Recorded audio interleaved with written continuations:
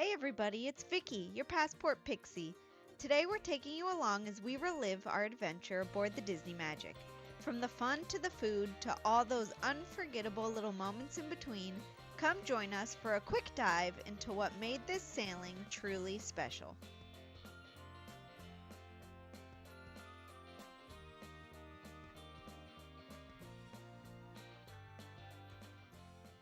We recently were aboard the Disney Magic for Halloween on the High Seas, and we're going to take some time and talk about what we thought for our first ever Disney cruise. So let's start off with, what did you think overall of the experience out of 5, not 10? I would say it was a 5 out of 5. All the staff was very friendly. They were more than happy to help you, whether it be your servers, your room attendant, the guest services. Everyone was just super helpful and friendly. I can agree with that. So we had a great team of servers. We had Gusti and Diego, and they were really attuned to what we wanted and needed. Wade is a big water drinker, and I feel like he would empty his water, he'd put the cup down, and 2 seconds later it was full again. Yeah. Yeah.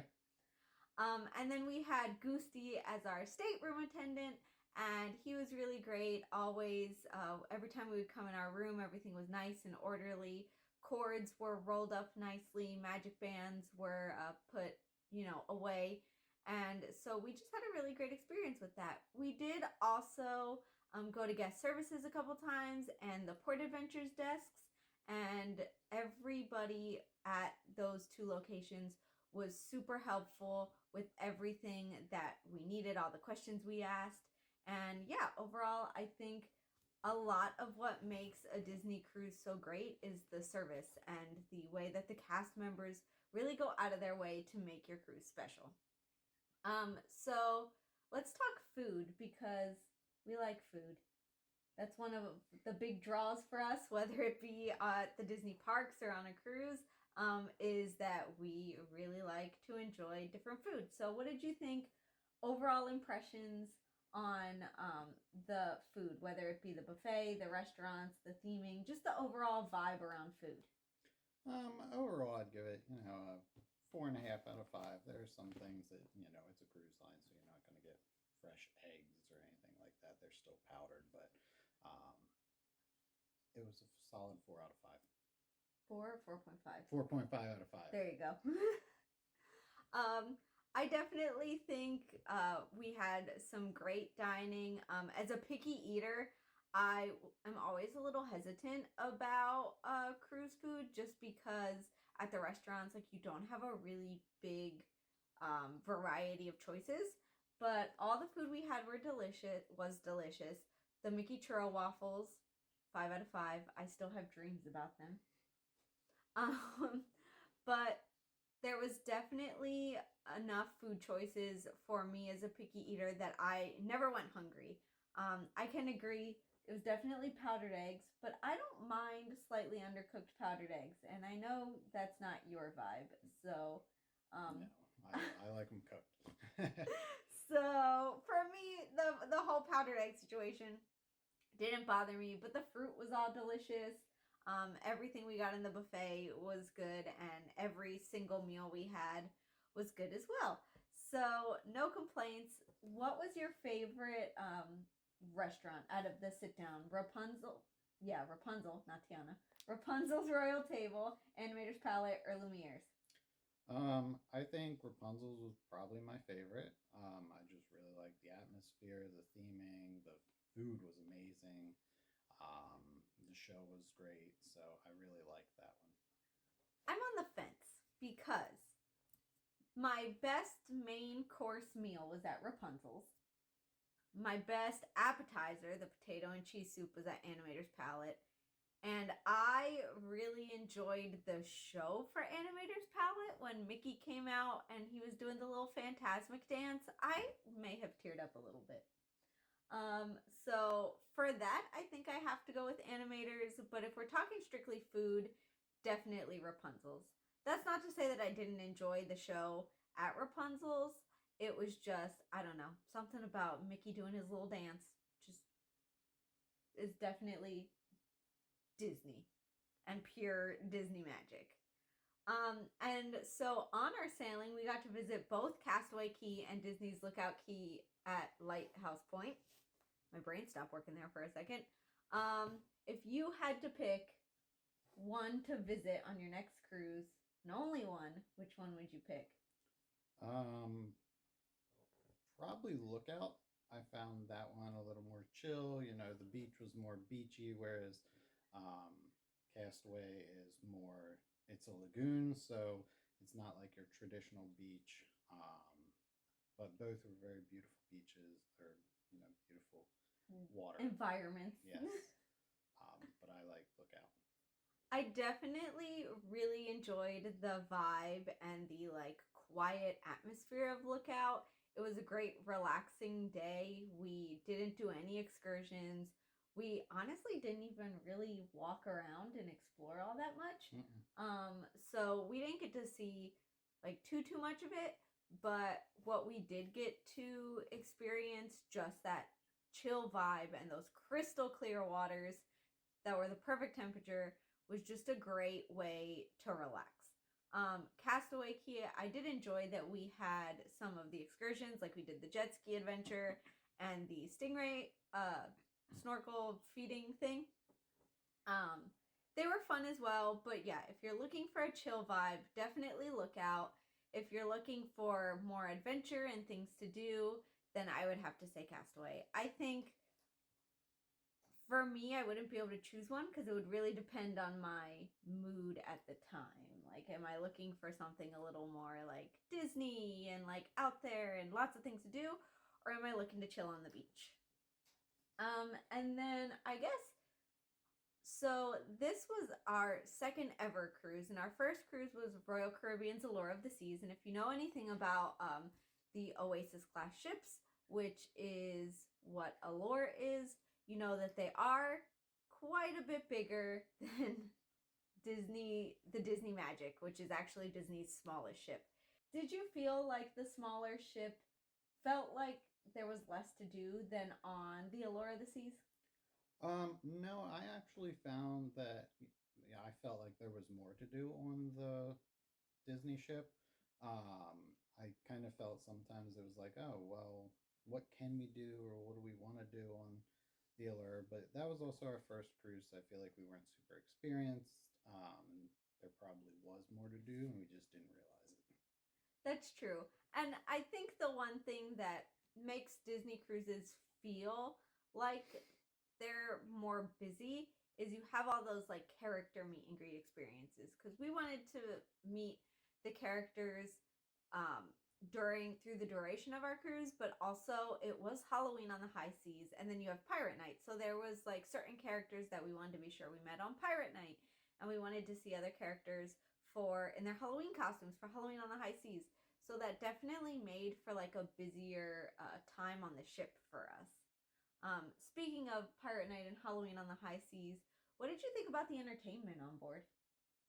I really liked the entertainment. I thought especially the Rapunzel show stuck out to me the most, or Tangled. That's what I was going to ask. Like the actual stage show, yeah? Yes, the stage show, that one stuck out to me the most. I felt like the actors on stage, they sounded so close to the original or the original casting of the movie. The actress who was doing Rapunzel, at first I thought she was kind of weak, but after the first couple minutes, she warmed up and definitely was in it, and it was great. I really liked the Tangled show. I wasn't sure. I know it's always hard to put on these big shows for these cruise ships, and I'm always really impressed at how people put on a show on a moving ship. Somebody who has done musicals and shows before, like singing and dancing on stage for an hour and a half is already hard, let alone on a ship that's moving in the middle of the ocean. So that's always really impressive to me. I also just really enjoyed all the outdoor shows as well. The Sail Away show for the party, the Pirate Night party.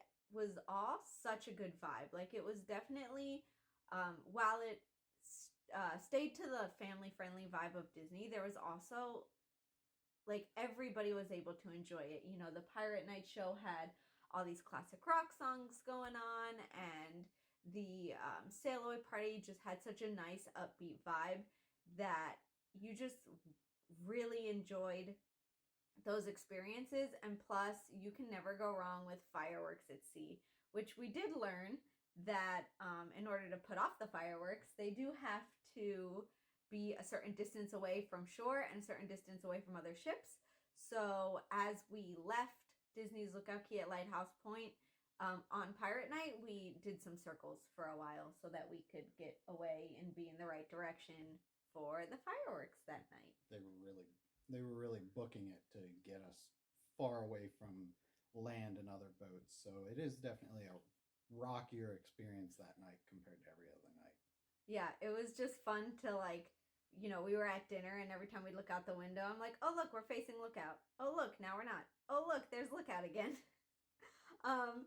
So that's just something to keep in mind, that depending on the sailing and what other ships are out on sea that day, that as you prepare for Pirate Night, your ship might be doing some circles or some weird routes to get where they need to be for the fireworks. And so I think that pretty much sums up like our whole experience. Like we said, this was our first Disney cruise. We will be returning for another Disney cruise sailing in the near-ish sort of future. Yep. Sort of.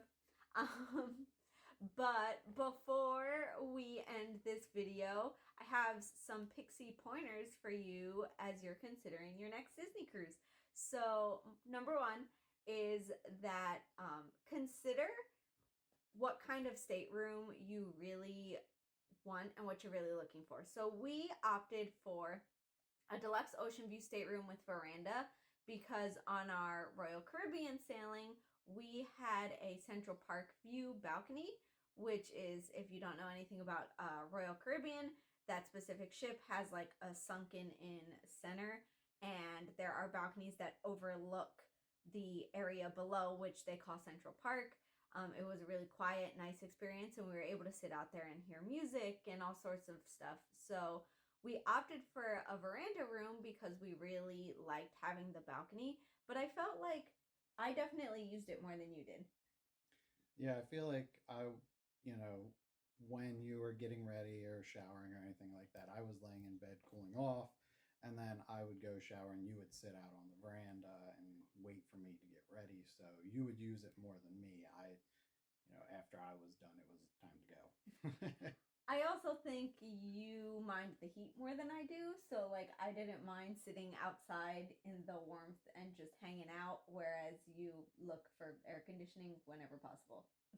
Yes, because the room is always cooler than the rest of the ship, so I need a place to cool off every now and then. That's fair. So that's just something you want to consider. Yes, the veranda is nice if you want to sit out there, but you can also save money and get an interior stateroom if you don't think that you are going to use the veranda to its full usage capacity. That's not the word I'm looking for. Potential. Thanks. All right. And Pixie pointer number 2 is to make sure you download the Disney Cruise Line Navigator app. That is going to be your source for all the things that you need to know about what's going on the ship. So on the app, you can see where you're going to be that day, what time is debarkation, what time is all aboard, what activities are going on, and you really want to check like every day because things are always being added and always being changed around. And also, it is important to double check to make sure any excursions or port adventures you have are loaded correctly into the app so that you're on time or know where you have to be and when. And then my last Pixie pointer number 3 is take advantage of guest services. I forgot, but yeah, that's a good one. Because guest services was very helpful. There were some things that we weren't quite sure about, like with the jet ski, if we had to each be booked for it, even if we were only taking one out.